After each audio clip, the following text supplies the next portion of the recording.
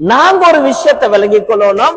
நாங்க மைனாரிட்டி ஓ மெஜாரிட்டி, என்னது பெரும்பான்மை அல்லது சிறுபான்மை, யாராக இருந்தாலும் எல்லாத்துடைய உரிமையை மதிக்கணும், எல்லாத்தோடையும் சேர்ந்து போகணும், எல்லாத்தோடையும் விட்டு கொடுத்து போகணும்.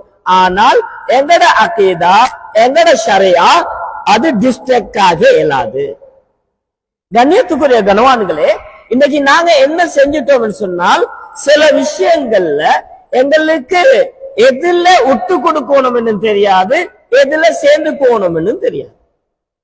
நாங்க என்ன நினைக்கிறோம், மாற்று மதத்தவர்கள் நிறைய பேரோட நாங்க பழகுறோமே, அப்ப நாங்க தாடிய பெருசா வச்சா சரியில்லை, அவங்களோட பழகுறே வலிங்க தாடிய, இது ஹராம்.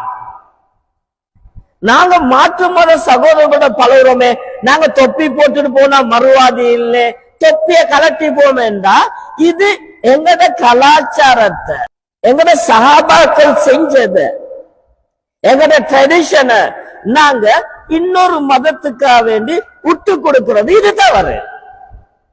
நாங்க முஸ்லீம்கள் முஸ்லீம்களா இருப்போம், நாங்க எங்கட தொப்பியோட இருப்போம், எங்கட தாடியோட இருப்போம், எங்கட அமல் இபாதத்தோட இருப்போம், சகோதரர்களோட சேர்ந்து போறோம். இதுதான் இஸ்லாம். நாங்க இன்றைக்கு இதை மாறி என்ன வெளிச்சன்னு சொன்னால், சேர்ந்து சேர்ந்து சேர்ந்து என்று சொல்லி கடைசியில அகீதாலேயும் சேர்ந்து போக ஆரம்பிச்சுட்டோம்.